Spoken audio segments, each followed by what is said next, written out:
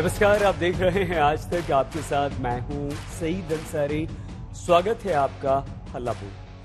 Corona के नए variant ने एक बहुत बड़े खतरे की घंटी बजा दी है। ये वेरिएंट है ओमिक्रॉन। दक्षिण अफ्रीका में मिले इस वेरिएंट के बाद भारत में सरकार ने हाई लेवल मीटिंग की है और बड़ी खबर इस वक्त ये है कि आज कोरोना के इस नए वेरिएंट के मिलने पर गृह मंत्रालय की तरफ से ये बड़ी बैठक हाई लेवल मीटिंग हुई है। इसमें नीति आयोग, उड्डयन मंत्रालय के अधिकारी शामिल हुए हैं। सरकार अभी से अलर्ट हो गई है क्योंकि ये ओमिक्रॉन बहुत ज्यादा खतरनाक है। ये ओमिक्रॉन इसलिए भी खतरनाक है क्योंकि इसने हाहाकार मचा दिया है। कोरोना फैलने के तकरीबन 2 साल बाद दुनिया के सामने ये नया रूप वेरिएंट का आया है और ये संभवतः सबसे ज्यादा खतरनाक है। नए स्वरूप से दुनिया जूझती हुई नजर आ रही है। स्वास्थ्य मंत्रालय के अधिकारियों ने इस बैठक में हिस्सा लिया है।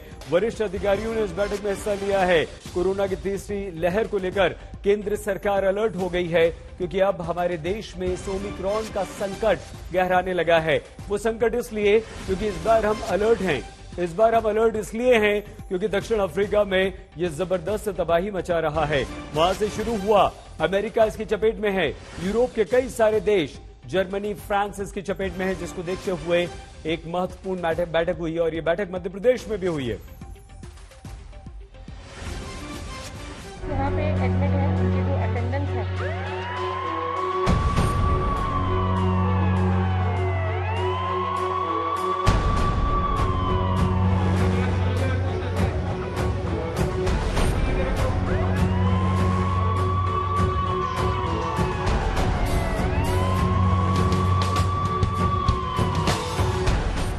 भगवान न करे कि कोरोना दोबारा ऐसे दिन दिखाए।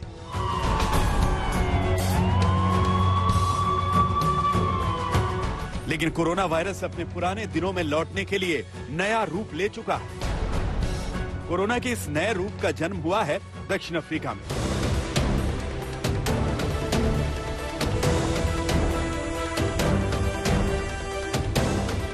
जिसके 3 प्रांतों में रोज मिलने वाले 90% केस इसी वेरिएंट के हैं, जो 15 दिन पहले सिर्फ 1% थे।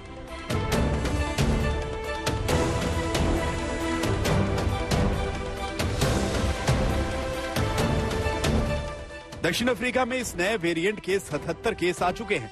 इसके अलावा अफ्रीकी देश बोत्सवाना में 3 केस, इजराइल में 2, हांगकांग में 1 केस सामने आया है। जबकि बेल्जियम पहला यूरोपीय देश है जहां ओमिक्रॉन वेरिएंट का पहला केस दर्ज हुआ है।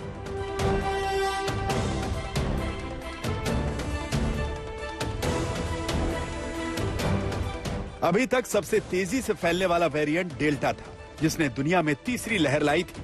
अब पूरी दुनिया ओमिक्रॉन वेरिएंट के दहशत में है।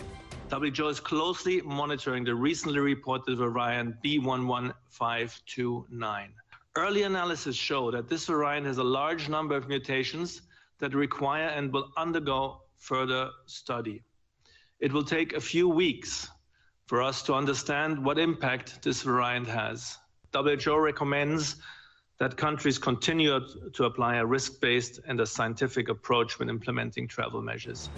अमेरिका, कनाडा, ब्रिटेन, सऊदी अरब, जापान, रूस, ऑस्ट्रेलिया भी उन देशों में शामिल है जिन्होंने नए वेरिएंट के मद्देनजर अफ्रीकी देशों में ट्रेवल बैन किया है। ओमिक्रॉन ये नए वेरिएंट का नाम है और इससे हमें बहुत ज्यादा सावधान रहना है। यूरोप में यह तबाही मचाना शुरू कर चुका है। हम कैसे बचें, इसके लिए विभिन्न राज्यों के स्वास्थ्य मंत्री इस वक्त आज तक पर मौजूद हैं। विश्वास सारंग जी, प्रताप सिंह जी, टीएस सिंहदेव जी और मोहसिन रजा जी, आप चारों का बहुत धन्यवाद। आप चारों को नमस्कार। विश्वास सारंग जी, केंद्र में एक बड़ी बैठक हुई इस ओमिक्रॉन से निपटने के लिए, इसके संभावित खतरे को भांपते हुए, और अच्छी बात यह रही कि मध्य प्रदेश में आपने भी शिवराज सिंह चौहान के नेतृत्व में वो बैठक की। किस तरह से आप अलर्ट हैं, क्या करने जा रहे हैं, क्या कदम उठा रहे हैं, कैसे अपने प्रदेश को इससे बचा रहे हैं विश्वास जी? देखिए सईद भाई, आपने बिल्कुल ठीक बोला कि आज ही माननीय मुख्यमंत्री जी ने एक समीक्षा बैठक की। वैसे मैं बताना चाहता हूं कि माननीय मुख्यमंत्री जी डेली इसकी समीक्षा करते हैं और हफ्ते में एक बार हम हमारा जो प्रदेश का टास्क फोर्स है उसके साथ माननीय मुख्यमंत्री जी बैठते हैं। हमने माननीय मुख्यमंत्री जी के नेतृत्व में पहले से ये निश्चित किया हुआ है कि हमारा जो टेस्टिंग थी, जो कोरोना के पीक पर हम लगभग 70,000 करते थे, उतनी ही आज भी हम करते हैं। आज भी हम 60 से 70,000 के बीच में टेस्टिंग करते हैं। हम लगभग 50 लोगों की कॉन्टैक्ट ट्रेसिंग करते हैं। यदि एक पॉजिटिव मरीज आता है तो उससे जुड़े हुए हम 50 लोगों की कॉन्टैक्ट ट्रेसिंग करते हैं। हम जीनोम सीक्वेंसिंग के सैंपल भी लगातार बढ़ाते जा रहे हैं। हमने ये सुनिश्चित किया है कि हमारी जो चिकित्सीय व्यवस्था है उसको भी हम पूरी तरह से व्यवस्थित करें। हमने लगभग 180 ऑक्सीजन जनरेशन प्लांट लगा दिए हैं और वो ऑपरेशनल है।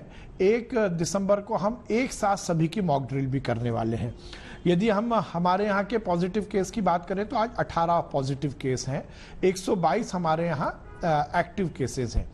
पर जिस प्रकार से आपने बताया कि ये ओमिक्रॉन का बातें पूरी दुनिया में चल रही है, ये सुखद बात है कि देश में अभी तक इस तरह की कोई जानकारी नहीं है, प्रदेश में भी इस तरह की कोई जानकारी नहीं है। और हम एक एक जो हमारा पैसेंजर जो बाहर से आ रहा है, जो देश के बाहर से आ रहा है, उसकी हम पूरी मैपिंग कर रहे हैं। यदि आप देखेंगे तो 1 नवंबर से और आज तक लगभग 3,165 हमारे यहाँ पैसेंजर हैं जिनकी ट्रेवल हिस्ट्री देश के बाहर की है, जिसमें से 56 लोग यूके से आए हैं, बोत्सवाना से एक व्यक्ति आया है, हांगकांग से कोई नहीं आया है और साउथ अफ्रीका से 2 लोग आए हैं। जिन देशों में इस तरह के वेरिएंट होने की खबर लगती है और इन सभी की हमने मैपिंग की है।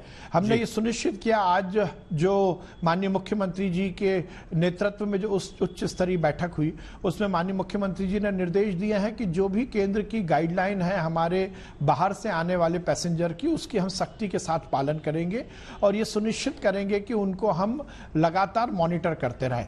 पूरे मामले में हमारी पूरी नजर है। हम चाहे वेरिएंट की जानकारी की बात हो, वैक्सीनेशन की बात हो, मैं ये भी बताना चाहता हूं वैक्सीनेशन में भी सईद भाई मध्य प्रदेश बड़े राज्यों में आज नंबर 2 पर है। हम पहला डोज 92.6% लोगों को लगा चुके हैं और जो सेकंड डोज है वो भी हमने बहुत सक्सेस की है। 62.5% लोगों को हम सेकंड डोज भी लगा चुके हैं। हम ये सुनिश्चित कर रहे हैं कि हम सभी जो हमारी टारगेट पॉपुलेशन है उसको 25 दिसंबर तक दोनों डोज लगा दें। ठीक है, आपने अपनी बात कही, लेकिन बहुत सारे मन में सवाल भी आ रहे थे विश्वास जी। हमने नहीं टोका आपको क्योंकि अब ये जो ओमिक्रॉन है ये तो वैक्सीन को भी बेअसर कर रहा है और वैक्सीन का जो कवच है उसे भेद रहा है सर विश्वास जी। तो हम आगे आपसे चर्चा करेंगे सभी लोगों से। मोहसिन जी भी आ गए। मोहसिन जी स्वागत आपका भी। मोहसिन रजा जी थोड़ी नमस्कार, देर से हमसे शामिल हुए। टीएस सिंहदेव जी, सिंहदेव जी आपकी सरकार किस तरह से इस ओमिक्रॉन के खतरे से निपटने की तैयारियां कर रही है और क्या कुछ विशेष इंतजाम आपने किए हैं सर जिससे हम पहले से अलर्ट हो जाएं? पहली और दूसरी वेव जिस तरह से हमने हमारे देश में देखी और जिससे हम बुरी तरह से प्रभावित रहे, इसे हम अपने देश में, अपने राज्य में पहुंचने से पहले कैसे रोक दें? क्या कर रहे हैं आप? सईद जी नमस्कार, आदाब। देखें, सबसे पहले तो ओमिक्रॉन को समझना पड़ेगा। अभी भी विश्व के जो वैज्ञानिक हैं इसमें उन्होंने 50 म्यूटेशन पाए हैं एक जीनी स्ट्रेन में और स्पाइक प्रोटीन है उसमें 30 म्यूटेशन पाए हैं। तो ये बहुत बड़ी संख्या म्यूटेशन का है, इसीलिए ये बड़ी चिंता का विषय बन गया है ओमिक्रॉन। इसका प्रभाव कैसा रहेगा, वैक्सीनेशन पे इसका क्या प्रभाव रहेगा, वैक्सीनेशन के दायरे के ये बाहर रहेगा या अंदर रहेगा, इसकी जानकारी अभी नहीं हो पाई है। अलग अलग प्रकार के बेस के वैक्सीनेशन हमने लिए हैं। हमने एडिनोवायरस वैक्सीनेशंस भी ली हैं, हमने mRNA कोडेड जो वैक्सीनेशन है, डेड ह्यूमन वायरस वैक्सीन भी ली हैं। अलग अलग प्रकार की, देश में तो खैर 2 ही प्रकार की वैक्सीन का इस्तेमाल हुआ है और थोड़ा बहुत स्पुतनिक का हुआ होगा। तो अभी भी इसकी जानकारी वैश्विक स्तर पे वैज्ञानिकों की नहीं है कि वस्तुस्थिति क्या होगी। रोकने का जहां तक सवाल है, राज्य में रोकने का सवाल, ये अत्यधिक कठिन होता है। एक, आप जानते ही नहीं है कि किसको ये वेरिएंट है कि नहीं है। तो सबसे पहली जो जरूरत है, हमारे जेनेटिक सीक्वेंसिंग लैब्स जो हैं देश में जहां जहां स्थापित हैं, इनमें और ज्यादा मात्रा में हमको जेनेटिक सीक्वेंसिंग करने की आवश्यकता है जानकारी लेने के लिए। नहीं तो जी। हम अंधेरे में चलेंगे। हमको यही नहीं मालूम कि फलाना व्यक्ति प्रभावित है कि नहीं। करना क्या चाहिए इसमें, मैं समझता हूं पुराने अनुभव के आधार पे कि बाहर से और खास करके साउथ अफ्रीका से बात आ रही है कि इसका उद्भव हुआ है। जी। अन्य देशों में कब कहां चला गया, कुछ यूरोप के देशों में जहां अफ्रीका का लिंक नहीं मिल रहा है वहां भी इसकी उपस्थिति पाई गई है। देश में भी कर्नाटक में 2 अफ्रीका से आए हुए जो सैलानी हैं या व्यक्ति हैं उनमें कोरोना पॉजिटिव पाया गया है। ये वेरिएंट नया वाला है कि नहीं है इसकी भी जानकारी नहीं है। इस दिशा में एकदम से रोक देना कि हम ट्रेवल ही रोक दें, विदेश से कोई आ रहा है, एक सरल सा रास्ता है कि आपको ये कैसे रोकना है। विदेश से कोई भी आ रहा है बंद कर दीजिए, विदेश कोई भी जा रहा है बंद कर दीजिए। ये अत्यधिक कठिन कदम है और आज व्यवहारिक नहीं है। सर ठीक है, व्यवहारिक नहीं है, लेकिन हमें कुछ तो करना पड़ेगा ना सर। आप ही ने कहा कि हमें अपने अनुभवों से सीखना चाहिए। अगर हम सबक नहीं सीखेंगे पहली दूसरी वेव में आ रहे सर आ रहे हैं एक मोहसिन जी और एक प्रताप जी का रिएक्शन ले ले, फिर आते हैं। हम वैसे ही एक चर्चा के तौर पर कह रहे हैं कि कुछ ना कुछ हमें कम से कम जागरूकता ही फैलानी होगी। सरकारों को कुछ कड़े कदम इस वक्त अवश्य उठाने होंगे। मोहसिन रजा जी, उत्तर प्रदेश भी बहुत ज्यादा प्रभावित रहा, हमारा पूरा देश प्रभावित रहा। ये आरोप प्रत्यारोप बिल्कुल नहीं है, लेकिन इस खतरे से जो कि हमें दिखाई दे रहा है, क्या हमें अलर्ट होना चाहिए? अगर हां तो आप यानी कि उत्तर प्रदेश की सरकार, आप लोग किस तरह से अलर्ट है, क्या कर रहे हैं, और ये न फैले और ये आने से पहले हम इसे रोक दें, उसके लिए क्या आपकी कोई रणनीति है, कोई योजना आपकी सरकार ने बनाई है? मोहसिन जी। देखिए सैयद जी, जैसा कि अभी सभी लोगों ने अपनी अपनी बात रखी, मैं बताना चाहता हूं कि देश के यशस्वी प्रधानमंत्री आदरणीय मोदी जी ने फर्स्ट वेव और सेकेंड वेव जब कोरोना की आई थी उसमें लगातार काम किया, और आज विश्व स्तर पर सबसे बड़े पैमाने पर अगर किसी ने काम किया है वो हमारे देश ने किया है। और उत्तर प्रदेश की जहां तक आपने बात की कि इस वेरिएंट को लेकर उत्तर प्रदेश में क्या तैयारियां हैं, तो आदरणीय योगी जी ने लगातार, आपने देखा सेकेंड वेव में उनकी प्रशंसा सभी लोगों ने की। मैं ये नहीं कह रहा हूं, कोई इस वक्त ऐसी बात नहीं, लेकिन हमने कोरोना में, क्योंकि सबसे बड़ा राज्य है, 25 करोड़ की आबादी का राज्य है, और इसमें जिस तरह से माननीय मुख्यमंत्री आदरणीय योगी जी ने लगातार दिन रात एक करके यहाँ पर वैक्सीनेट भी कराया लोगों को, और जो WHO और केंद्र सरकार की गाइडलाइन थी उसके तहत हमने उसको कड़ाई से उसका पालन कराया। और अभी भी जो हमको निर्देश मिले हैं, जो WHO कह रहा है, अभी हालांकि बहुत ज्यादा पैनिक होने की जरूरत नहीं है, लेकिन सतर्क रहने की जरूरत है सही, क्योंकि आप और हम सब अवेयर हैं, पूरा कंट्री अवेयर है, क्योंकि माननीय प्रधानमंत्री ने बहुत बड़े पैमाने पर इसका प्रचार प्रसार और लोगों को अवेयर कर दिया है। हम देश के प्रधानमंत्री आदरणीय मोदी जी का धन्यवाद और साधुवाद करेंगे, क्योंकि इस लड़ाई से हम सब कैसे, क्योंकि हमारे पास ना PPE किट होता था, ना हमारे पास कोई भी टेस्टिंग लैब थी। आज आपके पास देश में सारी व्यवस्थाएं, और उत्तर प्रदेश में लगातार आदरणीय योगी जी ने सारी व्यवस्थाएं, क्योंकि हमारे यहाँ एक एक व्यक्ति को वैक्सीनेट करने के लिए लगातार काम चल रहा है। आज की तारीख तक हम लगभग 75% से ज्यादा उत्तर प्रदेश के लोगों को वैक्सीनेट कर चुके हैं, और उसमें हम डबल डोज में भी बहुत तेजी से आगे बढ़ गए हैं। तो ये मान के चले सभी राज्यों ने ऐसा काम किया होगा, ये मेरा मानना है। लेकिन आदरणीय योगी जी ने लगातार दिन रात एक करके, और ये जो ओमिक्रॉन की जहां तक बात की जाए, अभी WHO का जैसे आगे आगे और क्या चीजें वो बताते हैं, क्योंकि उन्होंने कहा भी इसमें हमें थोड़ा समय लगेगा, लेकिन फिर भी हम सब लोग सतर्कता बरत रहे हैं। मास्क का जो कंपलसरी है उसको कर दिया है। अभी भी लोगों को कहा गया है कि आप वैक्सीनेशन लगातार कराते रहिए, ताकि, और डिस्टेंस को मेंटेन करिए, लोगों से दूर रहिए, ताकि आसपास में जरूरी ना हो तो भीड़ के इलाके में मत जाइए, क्योंकि ये वेरिएंट अगर आया है तो कहीं ना कहीं इसकी प्रामाणिकता तो हुई है, लेकिन हमारे देश में ना आए, इसको लेकर केंद्र सरकार और उत्तर प्रदेश सरकार आदरणीय योगी जी के नेतृत्व की पूरी तरीके से सतर्क है। हम किसी भी तरह की तैयारी के लिए तैयार। ठीक है मोहसिन जी, हमने कोई क्रॉस क्वेश्चन आपसे नहीं किया, कोई पुरानी बात आपसे नहीं की, क्योंकि बहुत सारे प्रश्न मन में आ रहे थे, करना भी नहीं चाहिए, किसी से नहीं करेंगे, क्योंकि अभी हमें सिर्फ आगे देखना है।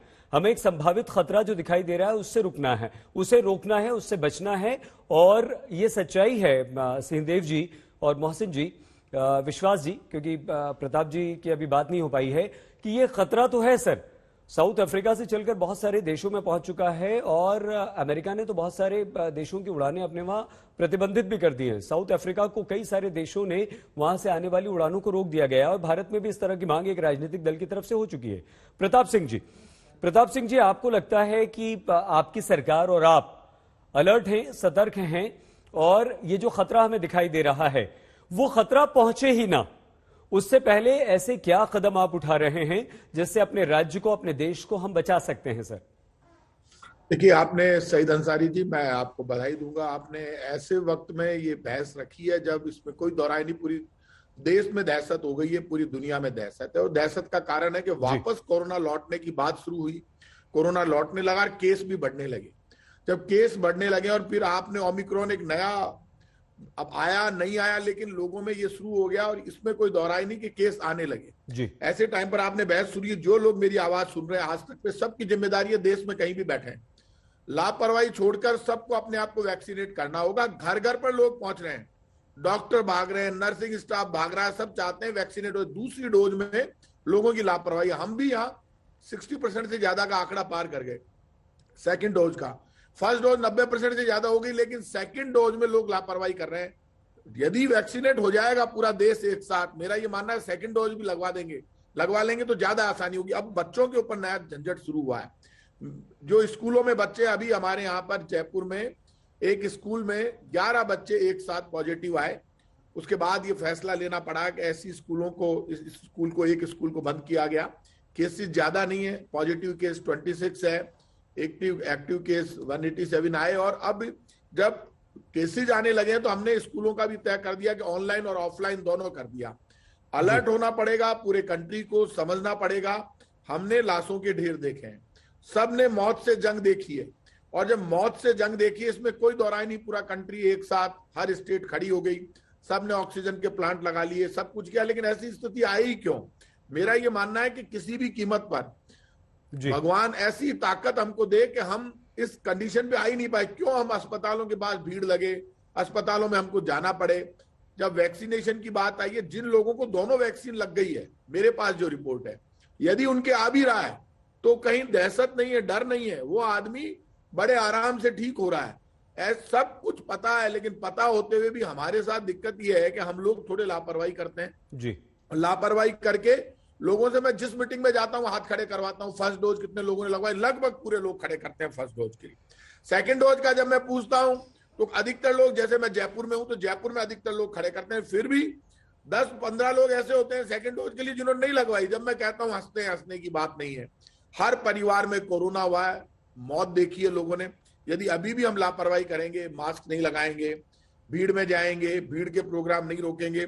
खुद मुख्यमंत्री अशोक गहलोत जी ने मीटिंग ली, मॉनिटरिंग की, और ये बात आई कि भीड़ हो रही है, इसमें कोई दौराई नहीं। देखिए, शादियां चल रही है, शादियों में बहुत भीड़ है, लेकिन अब शादियों के साथ साथ एक नया झंझट ये हो गया। मैंने खुद ने कहा मुख्यमंत्री जी से कि अभी आप जल्दी लॉकडाउन मत कीजिए, कोई ऐसी रोक मत लगाइए, क्योंकि लोगों के सामने रोजी रोटी का संकट है।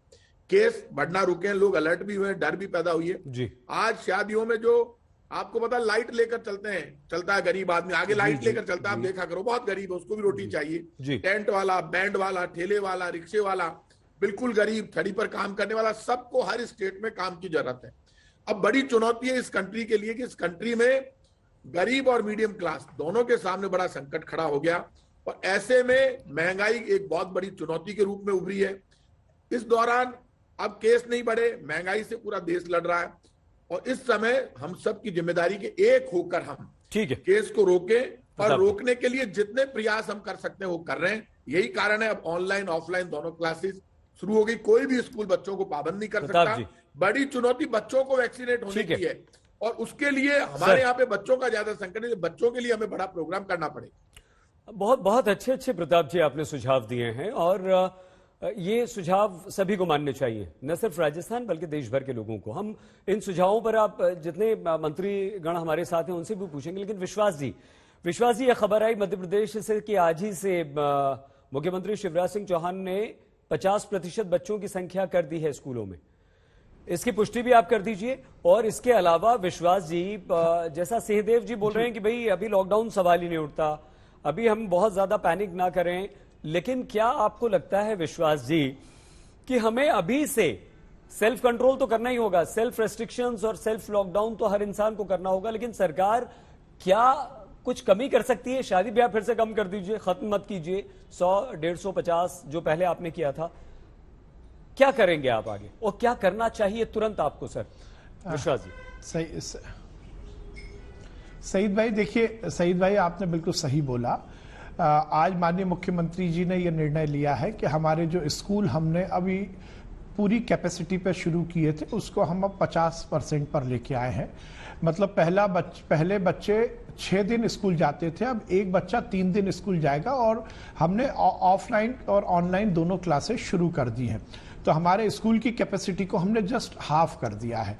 जहां तक आप बात कर रहे हैं शादी और बाकी चीजों की, उस पर तो बाद में विचार होगा, पर जो स्कूल की कैपेसिटी को आधा किया है उसका सबसे बड़ा कारण यह है कि बच्चे अभी वैक्सीनेटेड नहीं है, बच्चों को वैक्सीन नहीं लगी। और यदि हम देखते हैं तो सबसे बड़ा खतरा बच्चों पर है, इसलिए यह निर्णय लिया गया है कि हम स्कूल की जो आने की संख्या है उसको 50% करें। 50% की कैपेसिटी पर वो स्कूल अब संचालित होंगे और बच्चों की शिक्षा में कोई दिक्कत ना आए, इसलिए हमने ऑनलाइन क्लासेस भी शुरू कर दी हैं। देखिए सईद भाई, मुझे लगता है कि यदि हमें कोरोना की अगली वेव को रोकना है तो हमें 3 स्तर पर काम करना पड़ेगा। सबसे पहले हमें टेस्टिंग और ट्रेसिंग पर काम करना पड़ेगा। जो हम मध्य प्रदेश में लगभग 70,000 लोगों को हम रोज उनकी टेस्टिंग कर रहे हैं, अलग अलग स्थान पर, सार्वजनिक स्थानों पर कर रहे हैं, बहुत जगह हम कैंप लगाकर कर रहे हैं, कॉलेजेस में कर रहे हैं, रेलवे स्टेशन, एयरपोर्ट पर कर रहे हैं। हम सब जगह इस तरह जहां भीड़ रहती है वहां पर हम टेस्टिंग कर रहे हैं। जैसा मैंने बताया कि हम 50 लोगों की कॉन्टैक्ट ट्रेसिंग कर रहे हैं। पूरी दुनिया ने माना है, अब ये जो ओमिक्रॉन है उसके बारे में अभी कहना कुछ बहुत जल्दबाजी होगा, पर पूरी दुनिया ने माना है कि यदि कोई वैक्सीन के कवरेज में आता है तो फिर मोर्टिलिटी या मरने की तादाद कम होती है। बिल्कुल। तो बहुत बड़ा जरूरी यह काम है कि हम सबको वैक्सीन लगवाएं। हमने 92% लोगों को वैक्सीन लगवा दी है फर्स्ट डोज। सेकंड डोज भी हम लगभग 63%, 62.5% को लगवा चुके हैं। ये दूसरी बात है। तीसरी बात जो आपने बहुत महत्वपूर्ण बोली कि हमें जन जागरण पर ध्यान देना पड़ेगा। हमें खुद इस बात पर विचार करना, जैसे प्रताप भाई ने बोला कि अभी हम एकदम लॉकडाउन की तरफ नहीं जा सकते, हमें रोजमर्रा की जिंदगी देखनी पड़ेगी, हमें अर्थव्यवस्था देखनी पड़ेगी, लोगों के आजीविका और लोगों के रोजगार की भी हमें चिंता करनी पड़ेगी। इसलिए हम स्वयं जागृत होकर, सरकार का यह दायित्व है कि लोगों को जन जागृत करें। हम मास्क लगाएं, हम सोशल डिस्टेंसिंग का पालन करें, जहां जरूरत नहीं हो वहां हम भीड़ इकट्ठी ना करें। और तीसरा जो बहुत महत्वपूर्ण है कि इन सब के बाद भी यदि अगली वेव आती है तो हर सरकार को अपनी चिकित्सीय व्यवस्थाओं को चुस्त दुरुस्त करना पड़ेगा।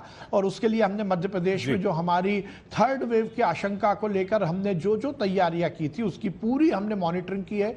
चाहे बिस्तर बढ़ाने की बात हो, चाहे आईसीयू बिस्तर बढ़ाने की बात हो, चाहे पीडियाट्रिक डिपार्टमेंट के अपग्रेडेशन की बात हो, चाहे पीडियाट्रिक आईसीयू बनाने की बात हो, चाहे ऑक्सीजन जनरेशन की बात हो, चाहे ऑक्सीजन स्टोरेज की बात हो, चाहे हेल्थ वर्कर के रिक्रूटमेंट की बात हो, हेल्थ वर्कर की ट्रेनिंग की बात हो, दवाइयों के प्रोक्योरमेंट की बात हो। हम हर स्तर पर काम कर रहे हैं और हम ये सुनिश्चित कर रहे हैं। एक बात और मैं बोल के अपनी बात खत्म करूंगा।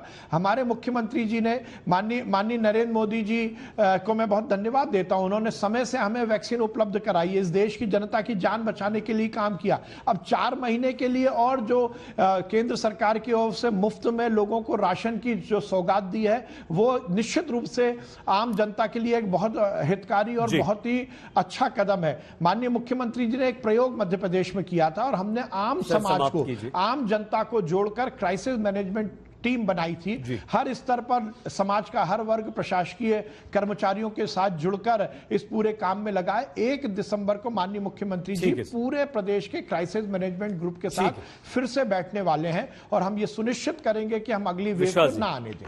सिंहदेव जी, जिस तरह से विश्वास जी, प्रताप जी और मोहसिन जी ने बहुत अच्छी सलाह दी है यहां पर, लेकिन कहते हैं ना सर कि prepare for the worst and hope for the best.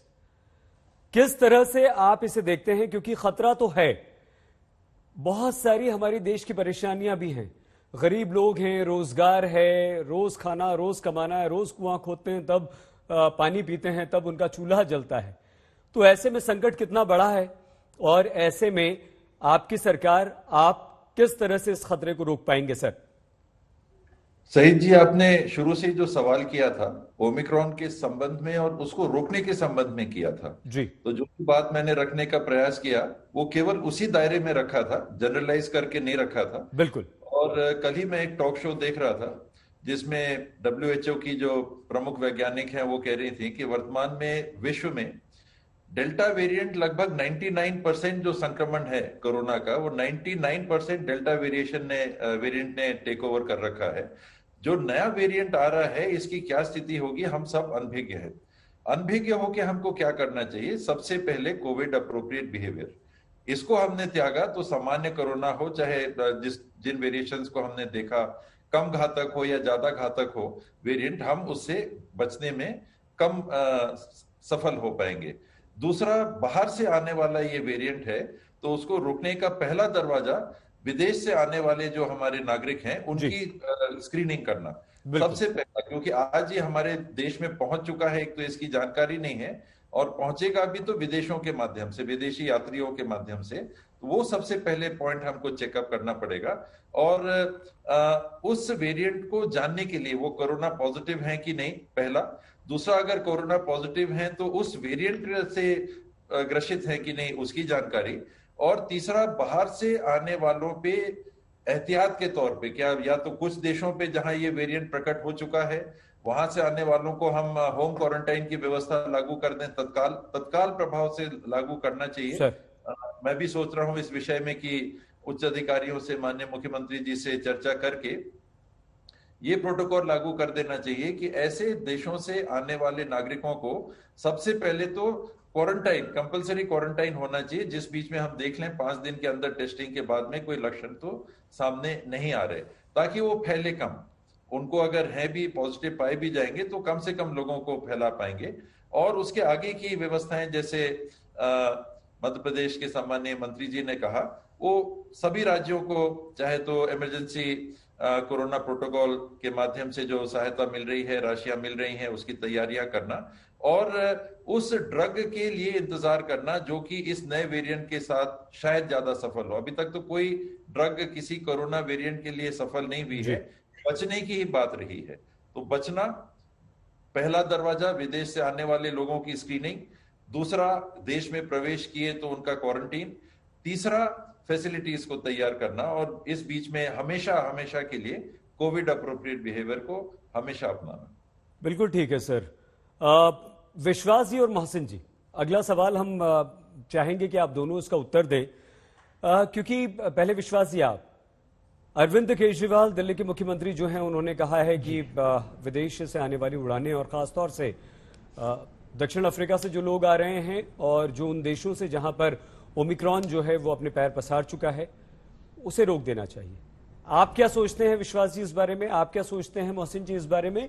और 30 से ज्यादा म्यूटेंट हैं विश्वास जी इसके, तो क्या आपको लगता है कि केंद्र सरकार को अब कोई सख्त कदम कम से कम उठा देना चाहिए?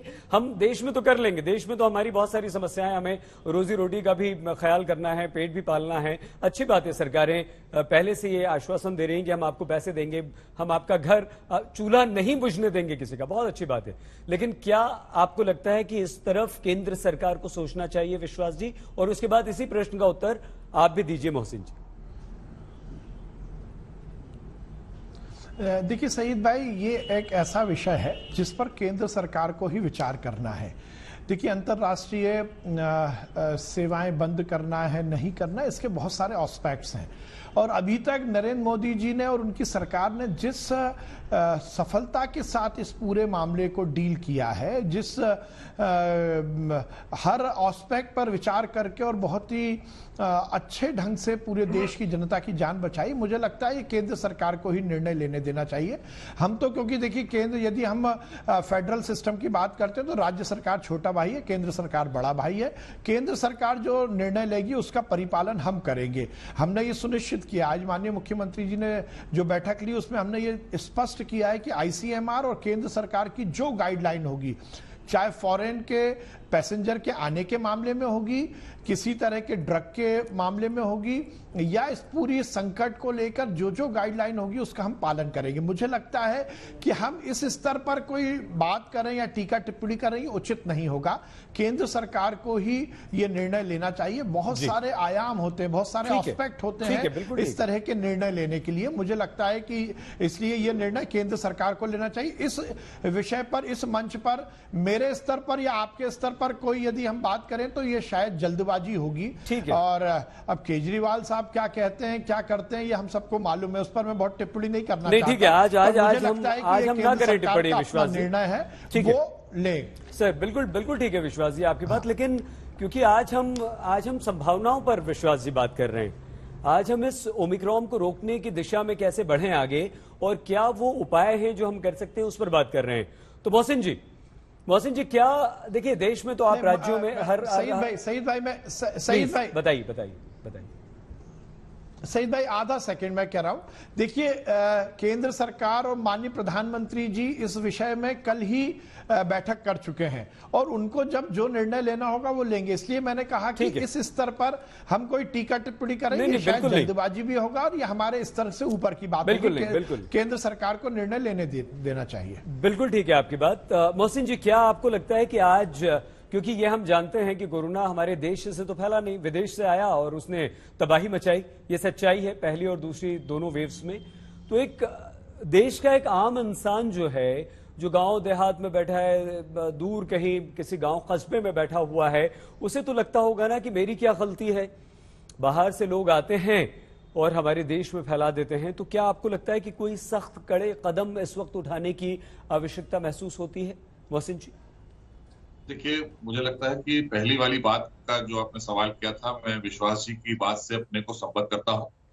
और दूसरी बात जो आपने कही कि हमें कदम उठाना चाहिए, तो हम राज्य सरकार के नाते माननीय मुख्यमंत्री लगातार जिस तरह से आपने देखा कि माननीय मुख्यमंत्री ने सेकंड वेव में किस तरह से दिन रात एक करके लगातार वो आज भी इसको लेकर वार्ता करते हैं अपनी टीम के साथ में, अपने प्रशासनिक अधिकारियों के साथ में। उनको बाकायदा तरीके से रोज हमारे यहाँ अपडेट्स आती हैं कि हमारे कोरोना पेशेंट्स कितने रह गए, कितने हैं, कितने पॉजिटिव हैं, कितने नेगेटिव हैं। और जहां तक आपने इस नए वेरिएंट की बात की है जो साउथ अफ्रीका में पाया गया या वहां पाया गया, इसको लेकर अभी जो बातें और भी हमारे माननीय लोगों ने कही हैं, सही बात यह है कि WHO अभी इसको साफ करेगा। अभी WHO ने खुद कहा है कि मुझे थोड़ा समय लगेगा इसमें। हाँ, ये वेरिएंट है, लेकिन ये कितना प्रभावशाली होगा, क्या ये करेगा, इसका किस तरह का बिहेवियर होगा, ये सारी चीजें निकलकर जब आ जाएंगी। लेकिन हम सतर्कता बरतने में कोई कोताही नहीं छोड़ेंगे। जो लोग विदेशों से आ रहे हैं, हम उनको RT-PCR कर रहे हैं। उत्तर प्रदेश सरकार में आदरणीय योगी जी ने साफ कर दिया है कि जो भी लोग आ रहे हैं, विदेशों से आ रहे हैं और उन देशों से आ रहे हैं जो उसके पास के हैं, तो उनका हम RT-PCR जरूर अनिवार्य कर दिया गया है। और जो हमारी अवेयरनेस है, माननीय प्रधानमंत्री ने लगातार इस पर काम किया, क्योंकि दुनिया में सबसे ज्यादा अगर किसी ने बेहतर काम किया है वो हमारे देश के यशस्वी प्रधानमंत्री ने किया है। और देश के 124 करोड़ लोगों ने इसमें सहयोग किया, तो हम आज 125 करोड़ लोगों को वैक्सीनेट करने में कामयाब हो पा रहे हैं। ये सहभागिता सबकी रही है और सब लोगों ने, सभी सरकारों ने, खास करके मैं अपने माननीय मुख्यमंत्री की बात करना चाहूंगा, क्योंकि उनकी तारीफ तो WHO ने भी की और उनकी तारीफ माननीय सर्वोच्च न्यायालय ने की, माननीय प्रधानमंत्री ने की। क्योंकि जिस तरह की परिस्थितियों में उत्तर प्रदेश था, वो उसको उन्होंने बाहर निकाला उत्तर प्रदेश के लोगों को। और इस जंग से हम सब माननीय प्रधानमंत्री जी के आशीर्वाद से लड़ के बहुत अच्छे से आगे बढ़ पाए। हम एक बार फिर से कह रहे हैं मोहसिन जी कि हम पुरानी बातें बिल्कुल नहीं निकालेंगे, कोई क्रॉस क्वेश्चन नहीं करेंगे और जो पहले सवाल उठते रहे वो नहीं करेंगे, क्योंकि आज हम फॉरवर्ड लुकिंग, आज हम इस संभावित खतरे से निपटने की बात कर रहे हैं। प्रताप सिंह जी, क्या आपको लगता है कि अभी हमें इंतजार करना चाहिए कि ओमिक्रॉन के बारे में और जानकारी हमें मिले, WHO हमें गाइडलाइंस दे, या हमें स्वतः संज्ञान लेते हुए सर कुछ ऐसे कदम उठाने चाहिए जो सख्त तो हो लेकिन वो हमारे प्रदेश और देश की जनता के हित में हो, भलाई में हो? देखिए सईद भाई, आपने एक बात तय कर लीजिए, ये लड़ाई पूरे देश की है, ये लड़ाई पूरी दुनिया की है जी। और इसको कहीं पर भी कांग्रेस बीजेपी में बांट कर नहीं देखा जाना चाहिए। एक बात तय हो गई कि पिछली बार भी जब ये आया तो विदेशों से आया, हर बार ये चर्चा हुई कि जो बाहर से फ्लाइट्स आ रही थी, यदि उनको बहुत पहले रोक दिया जाता है, उसको लेकर हम बहुत सख्त हो जाते तो फैलने में आसानी होती। जो पुरानी जो हमसे गलतियां रही, उन गलतियों से हमें बहुत कुछ सीखकर सुधार करना पड़ेगा। यदि कहीं पर ये सुझाव आ रहा है, कहीं हमें लगता है हमारे यहाँ पे बहुत एक्सपर्ट है, हिंदुस्तान किसी से पीछे नहीं है पूरी दुनिया में, हम एक पावर है और उस पावर का सबसे बड़ा कारण एक ही है कि इस देश में धर्म और जाति से ऊपर उठकर पूरा देश खड़ा हो जाता है। मंदिर, मस्जिद, गिरजाघर, गुरुद्वारे, सबसे एक ही आवाज आ रही थी, कोरोना से लड़ना है, मास्क लगाओ, भीड़ से बचो, वैक्सीन लगाओ। कहीं पर भी इस तरह की आवाज नहीं आई कि हम बटे हुए हैं, इसीलिए तो हिंदुस्तान प्रताप जी, सबसे आगे खड़ा हुआ नजर आता प्रताप है। जी इसलिए मैं बहुत इतना कहूंगा, बहुत बढ़िया। बाहर से प्रताप जी एक बाहर सेकंड से सर, आपको रोकना नहीं चाह रहे थे लेकिन समय समाप्त हो गया। वाकई आपके जो विचार हैं और आपकी जो राय है वो बहुत अच्छी है। और सभी ने, चारों मेहमानों ने, हमारे विश्वास सारंग जी, प्रताप सिंह जी, टीएस सिंहदेव जी, मोहसिन रजा जी, आप सभी ने बहुत अच्छी अच्छी बातें की। हम चाहते हैं कि आप लोग प्लीज, क्योंकि आप जिम्मेदार हैं, आपके पास शक्ति है, आप सरकार चलाते हैं, आप इसे अमल में भी लाइए। हम पूरी देश की जनता, जो 135 करोड़ लोग हैं, वो आपको धन्यवाद देंगे, आपको दुआएं देंगे। लेकिन देश की जनता को भी ये सोचना है, हम भीड़ न लगाएं, हम मास्क पहने, हम सोशल डिस्टेंसिंग का पालन करें, हम हाथ धोएं बहुत अच्छी तरह से। सैनिटाइजर हर इंसान इस्तेमाल नहीं कर सकता है, हम गरीब हैं, लेकिन हम साबुन से हाथ धो सकते हैं, हम मिट्टी से हाथ धो सकते हैं, सफाई रख सकते हैं। आप सभी का बहुत धन्यवाद। और आप सभी के साथ साथ देश के हर व्यक्ति से ये निवेदन कि इस कोरोना के नए वेरिएंट ओमिक्रॉन से हमें सबको मिलकर लड़ना है और सबको भीड़ लगाने से बचना है, सबको कोरोना प्रोटोकॉल का पालन करना है। प्लीज अपना बहुत ख्याल रखिएगा। थैंक यू वेरी मच, धन्यवाद। देखते रहिए आज।